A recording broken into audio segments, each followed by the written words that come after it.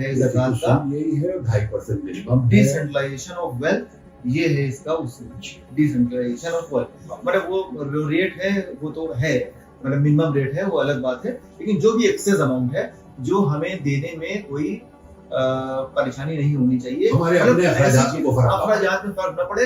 اس کے علاوہ ہم بچا کے رکھ کے جائیں گے، جتنا چھوڑ کے جائیں گے ہم، آپ نے 10 کروڑ روپے چھوڑ کے جائیں گے اس کا بھی آپ کو حساب دینا پڑے گا. یہاں آپ نے ڈسٹریبیوٹ کر دیا تو آپ نے یہی حساب دے دیا. اور سر کچہری میں آپ کو بتا دوں، جس کے پاس جتنی موٹی فائلیں ہوتی ہیں ہم سمجھ جاتے ہیں اس کے گھر میں اتنی وراثت چھپی گئی. ہر بھائی ایک دوسرے مقدمہ لڑ رہا ہوتا ہے، ہر بہن ایک دوسرے مقدمہ لڑ رہی ہوتی ہے، گناہ جاریہ اس کو جا رہا ہے، وہ جو ہے وہ سب چھوڑ کے دیا ہے. جبکہ اس نے اگر معاشرے کے لیے کیا ہوتا یا ان کو آپ نے اچھا بنا دیا ہوتا، اخلاق کا اچھا بنا دیا ہوتا تو وہ آپس میں لڑتے بھی نہیں.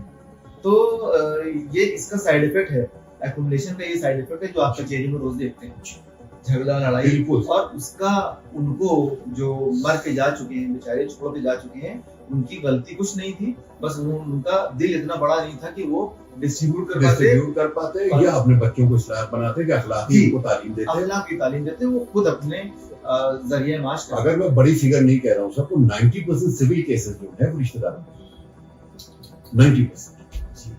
اور یہ زکات سے ساری مشکلیں یہ آسان ہو سکتی ہیں.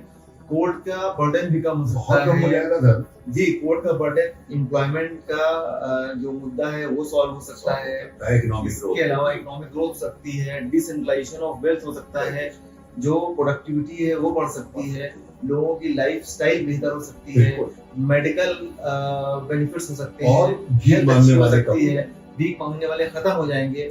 تو یہ سب چیزیں ہو سکتی ہیں ہم اگر زکات پر قائم ہو جائیں. زکات صحیح معنی میں، زکات کا میننگ صحیح معنی میں صحیح لوگوں تک پہنچ جائے جی.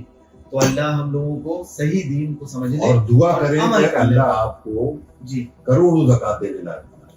بالکل. جبکہ ہمارے پاس تو میں نیم یا چارٹر ہونے میرے پاس آتے ہیں لوگ کہ اس بار انکم بڑھ رہی ہے، بہت ٹیکس ہو جائے گا. مطلب یہ ہوتا ہے نا، مطلب اس بات کی خوشی کم ہوتی ہے کہ انکم بڑھ رہی ہے، جی اس بات کا افسوس زیادہ ہوتا ہے کہ اس پر ٹیکس دینا پڑتا ہے. تو یہاں پر بھی وہی بات ہے کہ اس بار تو ہمارے پاس کروڑ روپے ہو گئے ہیں اکومولیٹڈ، اس بار 2.5 لاکھ روپے زکات دینا پڑے گا. جبکہ دعا مانگنی چاہیے اللہ ہم کو کتنا زکات دینے لائق بنائے. زکات کو صحیح معنی سمجھنے کی اللہ توفیق دے اور اس پر عمل کرنے کی توفیق دے، ہمارا دل بڑا کرے جس سے کہ لوگوں کو بھی فائدہ ہو اور ہم کو، سب سے بڑی بات تو ہم کو فائدہ ہو. ہم اپنے فائدے کے لیے بات کر رہے ہیں، جو بانٹنے کی بات کر رہے ہیں وہ اپنے فائدے کے لیے کر رہے ہیں. جتنا چھوڑ کے جائیں گے کچھ نہیں ملے.